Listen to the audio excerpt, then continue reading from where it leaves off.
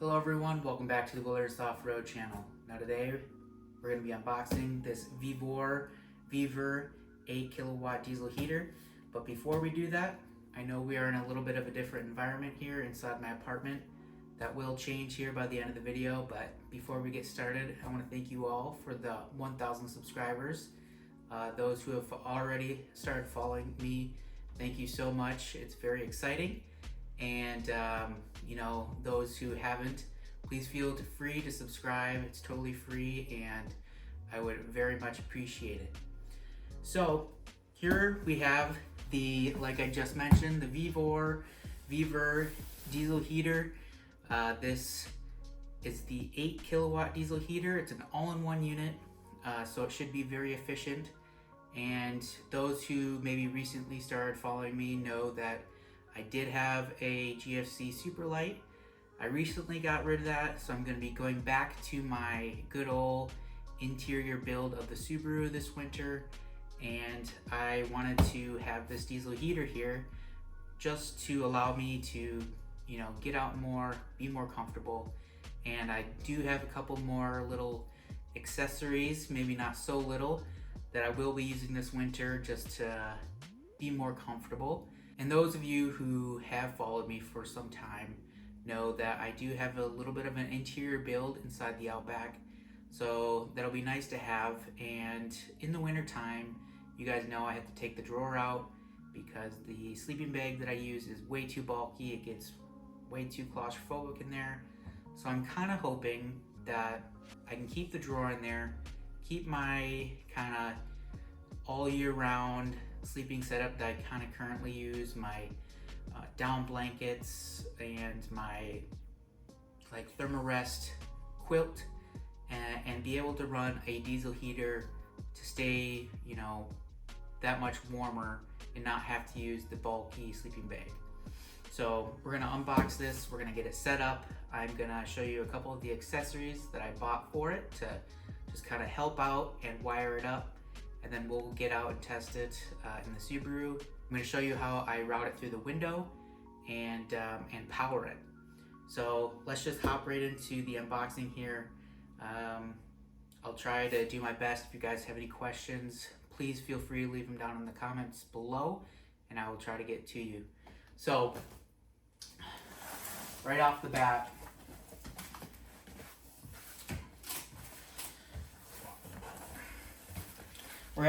we have the user manual. This manual is kind of an all-in-one for all their products. So you have kind of pictures of all the other units they have. So that's kind of nice. It shows you the error codes that people get with these so that hopefully you can troubleshoot them. So we've got that. We've got the covers and just kind of like the vents where you can kind of face the air direction slightly.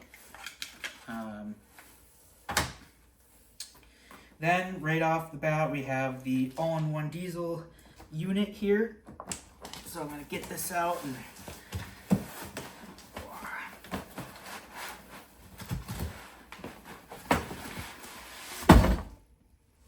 okay.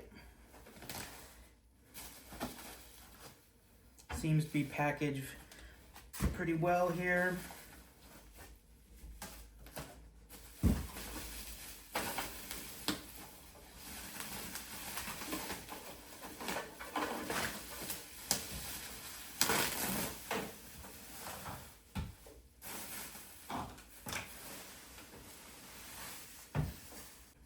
All right, so it's got the wiring right here. It's got an inline fuse.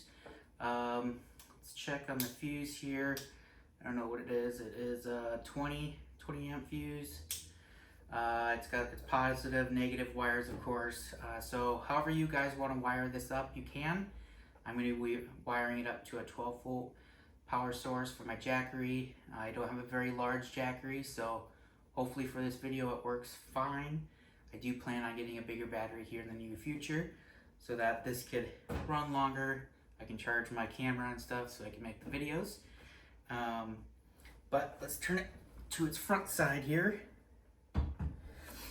You've got a controller and the screen where you know, obviously the codes will be there, the temperature, you know, power up, power down. On the controller, you have your increase, decrease, on and off. This is where the hot air is going to come from. In the rear, this is the intake here. There are some things I'll talk about here in this video to help increase the, you know, longevity of this heater. Hopefully, fingers crossed. And on the bottom, you know, we've got, well, luckily there's nothing in it yet, so you've got your exhaust and your fresh air ports there, your gas line, and that's about it. So this unit here, you can undo the sides and get direct access to everything. So you might have to take this cap off.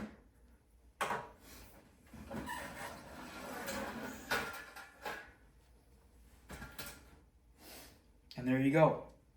Here's your pump, your tank, and the heater. So very all nicely packaged. I'm honestly surprised on how small this is. I thought it was gonna be a lot larger. So that's good to hear. We do still have more stuff in the box, so let's get to that. So the last little box here should be the exhaust and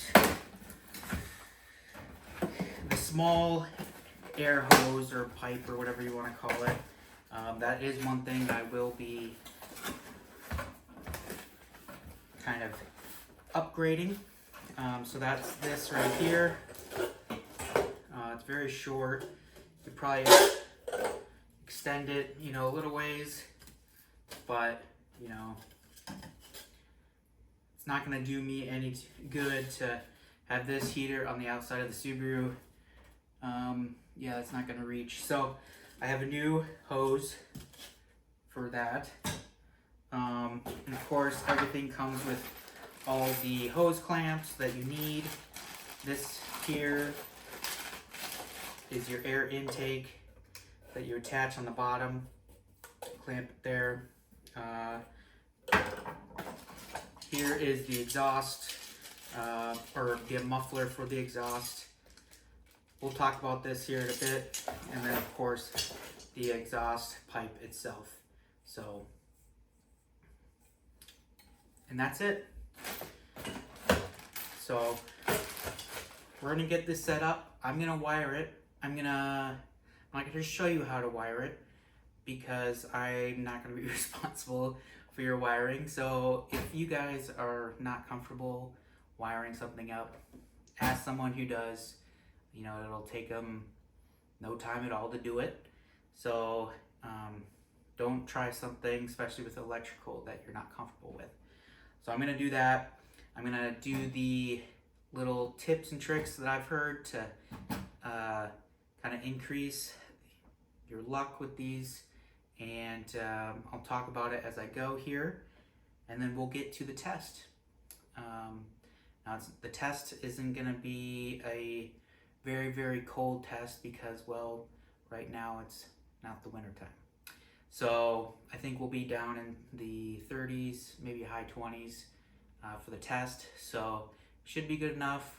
And yeah, so let's get to doing the little tips and tricks of, you know, making sure everything is good to go on the inside before starting it up. So, and then we'll get this all connected and we'll get on with the test. So let's hop right into that. I am gonna run through this, you know, from things that I read. You might want to go through the heater and just make sure everything's tight. All the bolts, all the screws. So that's one thing we'll do. We're also going to, even though this has a case, that, you know, latches down. We are gonna strap this down to the plate here. I'm just gonna use some zip ties, a few here, or a couple here, just to keep it from sloshing around when I'm traveling. And we're just gonna make sure nothing's too kinked. Everything's, you know, all the pipes here are all the way in and not, you know, about to fall off. So I think it looks about the same on that side, but I'll show you here. Kind of have a better view of the pump on this side. So we're gonna run through all these here, tighten them down, and just check everything. So one thing I do want to mention is on the very bottom here, the feet of this, you can mount it down to whatever you're doing. I think I will eventually kind of mount a couple pieces of wood to kind of widen the stance of this, just to keep it from tipping and to increase the height between the bottom of the heater to the snow or ground, just so that I can, you know, more easily route the exhaust and just kind of keep it off the ground. Went through all these screws here, all the little gas line kind of clamps there. Everything seems good to go. I put the zip ties here on the tank so that it's not sliding around as easily anymore. And that just kind of routes right under there. So yeah, it was pretty easy. One other thing that I'm not gonna do yet, but is you can take off this back kind of fan protector to help the system get more air. But we're gonna leave that on for now. Obviously I haven't started running this yet before, so I haven't had any air issues, but that's one thing that people have talked about. All right guys, so hopefully you can see the bottom here. We've got the gas line here, and then we have the exhaust port here and the air intake here. And the way you can tell that is on this side, or the side that has the air output and your little screen. That side closest to it is your exhaust, and the side furthest away from that is your air intake, and also the side that has the gas line right next to it. So we will simply, here is your intake. Now we're gonna stretch this out and we're gonna route this through the back here. Down there, we'll clamp it down and then we'll zip tie it to the back so that this can stick straight up when the heater is standing in the upward position. And then we'll take the exhaust pipe here. Take the exhaust pipe, we'll clamp it down to the front one, and then we're gonna have to do some bending here, and we'll try to, it should be perfect for the, I guess, the height of these feet. That's why I want to add some wood blocks there, but we're gonna make it work for right now. But we're gonna have to do some cranking on this, and then we'll use the pipe clamps to clamp these down. Two hoses are on, the exhaust and the air intake. Like I said, I was gonna route it through there. I will zip tie it to the back. Now one thing I'm finding out right now is I cannot bend the pipe right here, and it's just sticks out a little too far. So before testing this, I will have to get something to set this on. All right guys, so the exhaust pipe and the air intake are now on the heater. It took no time. I routed that like I said I was going to. Mounted the little air filter. It's just a screen really, so if I have trouble with errors on kind of airflow, I'll take that off. And then I'll zip tie it through these two holes here in the back. Now unfortunately I cannot bend the pipe here. So it just barely sticks out further than this, so I will have to get something to mount there. We'll figure out something for the test here, but that shouldn't be too difficult. So I'm gonna get into wiring this I can briefly show you what I decided to go with to get the wiring length that I wanted in the 12-volt port. Alright guys, so I decided to go with this Nylite cigarette lighter extension cord. We're going to use this to wire it up. I believe it's 14 feet. I will have the links in the description for this if you guys decide to go with something like this. But it seemed like a good choice. It's very, it's not too weak of a wire, at least it doesn't feel like. We're going to chop this right here, and obviously we'll get our negative and positive cords, and we will connect them straight to the heater. And the heater has an inline fuse, so I'm going to keep that. This does not have a fuse in it, so that's alright. You can get some with fuses, but this should work. And this length of wire here is going to allow me to keep the heater on the outside, wire this through the window where I am going to pipe the heat through into my battery. I cut off the female end of the 12-volt cord that I bought and just spliced it in here.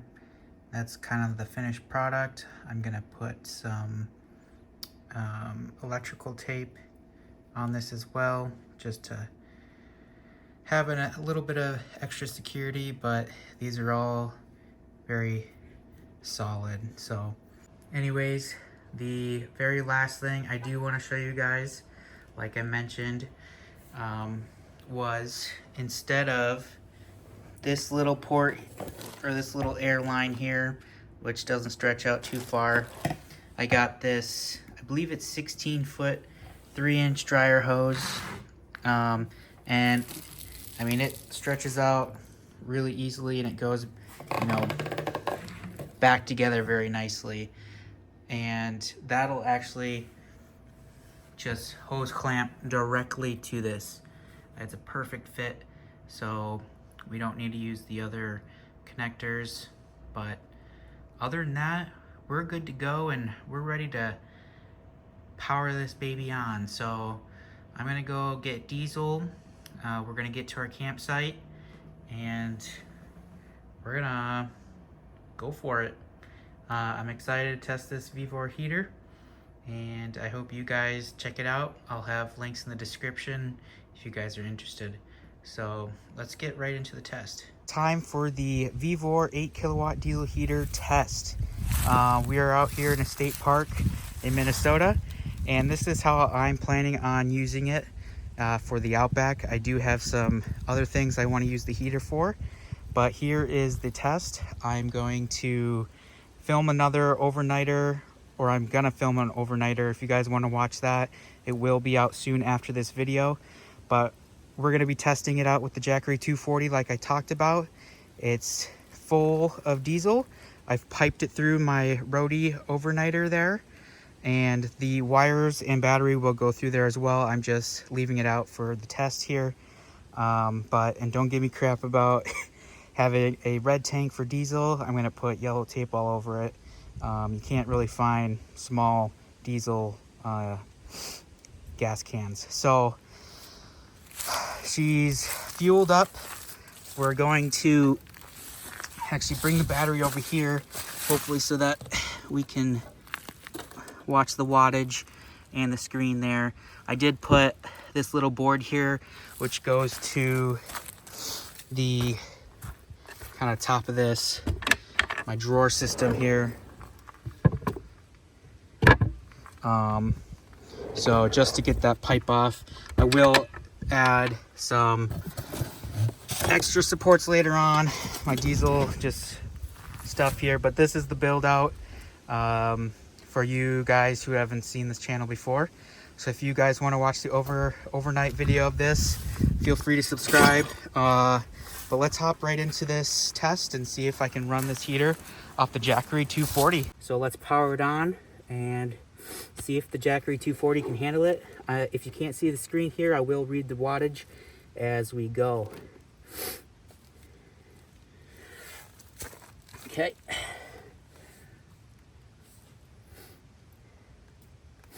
Wow, Okay, right off the bat, just real quick, it read 140.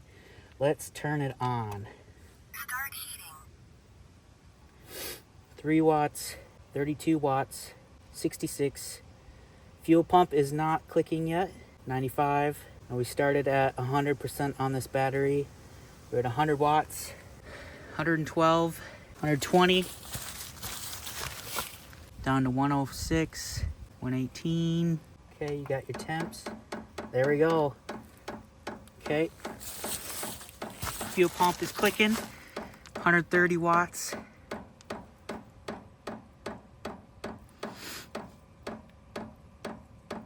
123. 152 watts. Okay, sounds like it's lit.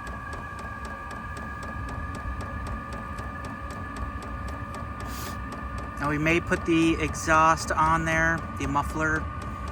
We'll see once it quiets down. So here is the remote. You can up, down, set at Celsius right now. I don't think we really want it at 30 Celsius. And then on and off. Now, when you shut this thing down, do not pull straight out of your power source. Power it off and let it run through its power off cycle. Okay, that's crucial. So you can do that with this or that. Let it run. All right, guys. So I've changed it from Celsius to Fahrenheit. The time is wrong there. Don't worry about that. We set it at, I think, 60 degrees Fahrenheit. So once it gets there, we'll check the wattage. But right now, 19 watts to run this. And I can really feel it coming out of this pipe here. Oh, it is warm.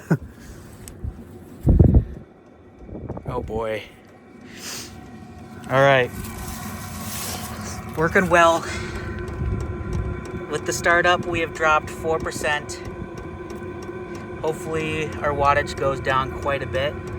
Now I could lower the temperature maybe, even though it won't stay at 60 degrees. It'll be nice to have a little bit of a warmer temp coming in. This is the noise without the muffler.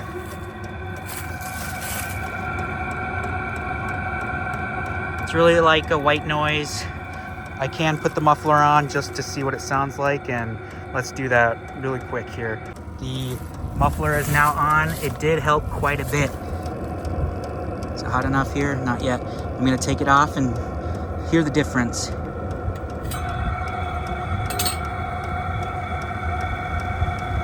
No muffler. Muffler.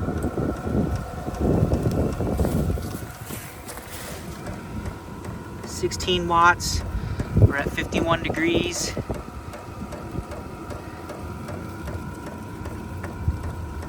Still 96%.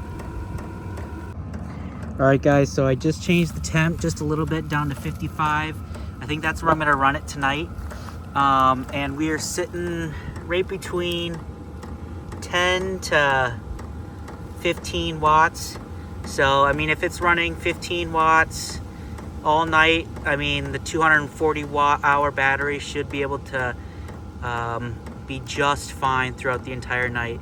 So I'm gonna route the battery through the vehicle window screen here, and we'll be back with the conclusion here after this evening. Before I shut it down here and start it up for the evening, I do want to show you, if you hold down the power button, so right now it's in auto mode for the fan speed, hold it down and you can change it from 1 to 10. Now if you're running a 3-inch hose, short amount of distance, I wouldn't go above 5. Then you might start to get some back pressure errors and maybe overheating. So I'm going to keep it at 1 anyways. But for shutdown, you just click that. Let's try using the remote here though, and let it run through the shutdown cycle. We've been sticking around the 10 to 15 range for power, so it should last the evening. It just uses that good amount of power on startup. So let's shut her down with the remote here. Start heating. Pump turned off, and it's gonna run down, cool down. I am gonna get this car warming up here. So we're gonna turn on the heater now. It is about 8 o'clock, pretty early, but we're gonna see how long this can run on the diesel heater, the Jackery. And there we go. I don't know how to face that, but I still have yet to close the back, but we are sitting at 37 outside and 41 inside. So let's power this on. We're starting at 94%. And we'll go over here.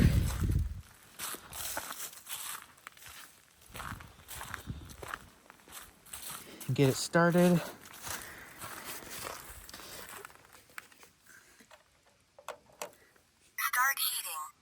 Start eating. All right, we are full tank. Right up there. Let's see what we have it set at. 53. Let's set it at 69.8, I guess. And then it's on auto right now for fan speed. I think I'm gonna switch that to 1 or 2. Let's go with 1. We are at 11 watts right now, and we went down 2%, 92% there. Nice warm air coming out of the duct. I'm gonna see with the controller if it's on manual mode, if it'll just crank the fan or if it'll crank the temperature. So if you have it in manual mode and you want to use the remote, it will just control the fan. So you preset your temperature and then you can bring up the fan up or down. So if it's in auto mode and you use the plus or minus, it'll automatically adjust the fan speed, and with the controller you will adjust the temperature. So we're all cozied up in the car here. Let me get a light here. This will work. So I found a little bungee cord and just kind of hung the hose here. It just pipes out right there. So that kind of points back toward my feet, which is kind of nice. Right now we are sitting at, can you see? I don't know if you can see that. There you go. 37 outside, 62 inside. Inside temperature is slowly climbing. I haven't been in here too long. Fan is on the lowest power possible. Like I said, temp is set at 70, I believe. And I mean, that is some nice warm air. Right now we are pulling 12 watts. Still have plenty of power. So we'll see what the temp is within the next hour or two. I feel like the car will finally kind of be at its peak. It is just about, it's past 11 here. I'm gonna start winding down. I'm gonna just go to bed, but wanted to bring a little update. It has kind of leveled out at 73 in here. It's been that for quite some time. Outside is 36, so I set the heater right about 70, so that kind of checks out, and it should drop a few more degrees tonight. We'll see if that lowers the internal temp at all, but we are still using the same wattage, so we're down to about just under 80% right now. So I believe we should be able to make it throughout the night. Otherwise, see you guys in the morning. Good morning. Slept great. Let's see if I can get the temp here for you. Outside 34, inside 75. Ice look pretty good. So let's check the jackery here. We're right at 40%, and we have been running this for about 12 hours. So I think it's doing pretty good. We've used probably just a little under or a little over half a tank. I mean, it wasn't crank full, so it started about there. Not too bad for 12 hours, but I am pretty impressed with this heater. So I'm gonna run the shutdown process of the diesel heater. Do not unplug it straight from the battery. Let it run its process. So we're gonna do this with the controller. I'll come back and tell you how long it took to do the rundown. But I have enough battery. I did crank the heat here after I got out for a bit, just to warm it up back in here. So I used a little bit more battery, not much. It's still around that same wattage, but man, it's been awfully nice. So anyways, shutdown process starts right now. Let's listen. Stop heating. And now you'll see this wattage actually crank up a bit, and that might be the glow plugs doing some work and whatnot, but just let it run. It'll say when it is completed. She wishes me a safe journey. It is now complete. And now it is completely powered off, and that took about maybe 5 minutes. So perfect.